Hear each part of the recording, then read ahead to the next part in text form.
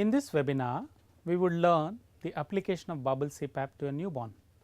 The specific objectives of this webinar are to understand the essentials of CPAP delivery, initiation, maintenance, monitoring, weaning, success and failure of CPAP. Delivery of CPAP to a newborn includes delivery of continuous positive airway pressure to the airway and lungs, delivery of air and oxygen mixture at the preset fractional oxygen concentration, and delivery of air oxygen mixture at body temperature and at a relative humidity of 100% to the newborn nurse. The three most common indications for CPAP in a preterm newborn are respiratory distress with a Silverman-Anderson score of more than or equal to 3, post extubation from a mechanical ventilation, and recurrent apneas or apnea requiring positive pressure ventilation. However, presence of spontaneous breathing efforts is a prime requirement for CPAP delivery. CPAP is also indicated for airway malformations such as tracheomalacia and for phrenic nerve palsy. The indications of CPAP in a term newborn are respiratory distress with a Silverman-Anderson score more than or equal to 5 and also for post extubation from mechanical ventilation. Poor respiratory efforts, malformations such as congenital diaphragmatic hernia, tracheoesophageal fistula, cleft palate are the contraindications for CPAP. CPAP is also not the choice of respiratory support if the newborn with respiratory distress also has cardiovascular instability. The steps of CPAP application to a newborn would include connecting the newborn to a pulse oximeter, fixing the cap of right size, fixing appropriate type and size of nasal interface, checking the CPAP circuit for air leaks, and then connecting the CPAP circuit to the nasal interface. These two figures depict two newborns supported on CPAP, one supported on CPAP with Hudson prongs and the other supported on CPAP with Fisher and Paykel nasal prongs. Immediately after connecting the newborn to a CPAP machine, one should insert an orogastric tube and fix it to the side wall of the warmer or incubator. In this figure, one can notice the tip of the orogastric tube placed at a level more than the stomach level of the newborn and the tip of the tube is open to atmosphere. If a newborn is supported on CPAP for respiratory distress, remember the rule of 5. At initiation, one may support such a newborn with a CPAP pressure of 5 centimeters, an FiO2 of 50% and a flow of 5 liters per minute. After initiation of CPAP, subsequent titration of pressure, flow and FiO2 involves mostly clinical assessment. Flow is immediately adjusted to obtain continuous bubbling in the bubble chamber. A flow requirement of greater than 7 liters per minute is an indication that there could be air leaks in the CPAP circuit. FiO2 is adjusted from a range of 21 to 60% for a target newborn saturations between 90 to 95%. CPAP pressure is adjusted based on the recessions, chest expansion on the X-ray and the saturations. Increasing recessions mandate increasing CPAP pressure provided there are no leaks in the circuit and there is no airway or nasal block.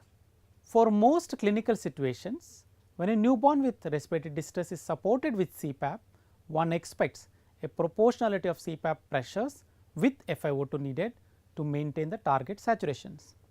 For a FiO2 requirement of 50%, the maximum CPAP pressure expected is about 5 centimeters. Likewise, for 60%, CPAP pressure is expected to be 6 centimeter. For 70 to 100% FiO2, a pressure requirement greater than 7 centimeters or more is expected. When the newborn maintains target saturations with FiO2 less than 30%, the CPAP pressure may be dropped to 4 centimeters of water. Whenever a newborn is supported on CPAP, the ideal CPAP pressures are from 4 to 7 centimeters of water. CPAP pressure of less than 4 centimeters is not indicated and that greater than 7 centimeters is associated with complications such as air leaks, CPAP belly and airway discomfort. The crux of CPAP application, apart from providing air oxygen mixture at a constant pressure to the airway, also includes appropriate warming and humidification of the gases. All gases delivered to the nares in CPAP should be delivered at 37 degrees Celsius and at a relative humidity of 100%.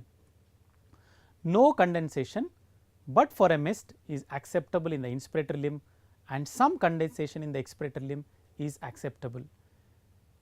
There, the temperature display on the humidifier should be 37 degrees Celsius to ensure appropriate warmidification of the respiratory gases. In this figure, one can see the display of 37 degrees Celsius on the humidifier. It also shows the temperature changes that occur in the inspirator limb as gas passes through it before reaching the patient nares.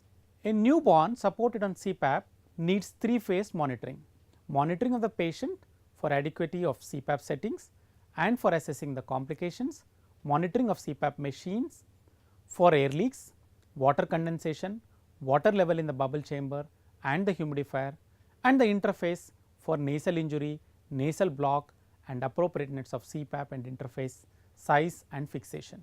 A chest X-ray is indicated for all newborns on CPAP. Chest X-ray is indicated immediately after starting the newborn on CPAP to assess for lung inflation and also for evaluating the etiology of respiratory distress. A lung expansion of 6 to 8 intercostal spaces is considered appropriate. Low volume lung require increase in CPAP pressure and increased lung volume would require decrease in CPAP pressure. For the X-rays shown here, the first X-ray mandates increase in CPAP pressure and the second a decrease in CPAP pressure. Chest X-ray is also indicated when a newborn on CPAP has a sudden unexplained deterioration or when there is a discrepancy between the requirement of CPAP pressure and FiO2. A newborn on bubble CPAP is considered to have adequacy of settings and does not require any change in flow, FiO2 or CPAP pressure if he or she is hemodynamically stable, is comfortable and not fighting, there is no or minimal recessions and no grunt, capillary refill time is less than 3 seconds, heart rate, blood pressure are normal and urine output is adequate. Saturations are between 90 and 95%. If a blood gas is done, it has a pH between 7.35 to 7.45, PaO2s are between 60 to 80 mm of mercury and PCO2 is between 40 to 60 mm of mercury.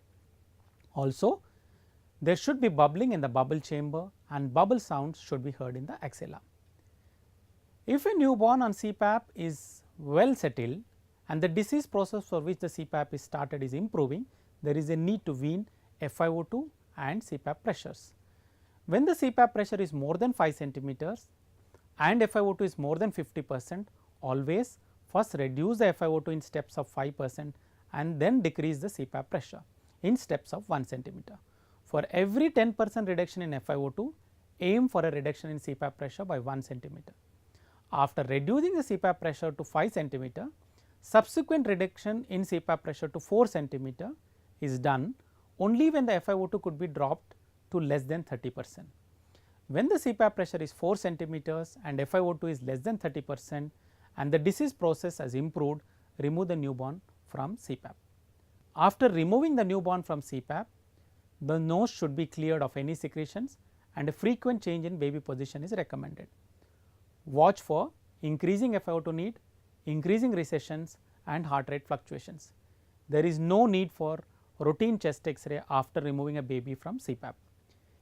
Any baby who continues to have moderate to severe recessions, grunt, saturation less than 90%, has recurrent apneas even on a maximum CPAP settings of pressures of 7 centimeters and FiO2 of 60% or more is a candidate for mechanical ventilation. This is considered as CPAP failure. Always assess for appropriate delivery of all the components of CPAP before labeling CPAP failure. Those newborns who do not have good respiratory efforts and those not tolerating CPAP machine may also need mechanical ventilation.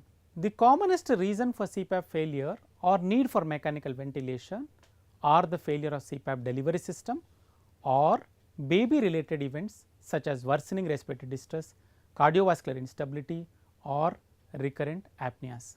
So, in summary, delivery of CPAP includes delivery of pressure, oxygen and appropriate humidification of air oxygen mixture.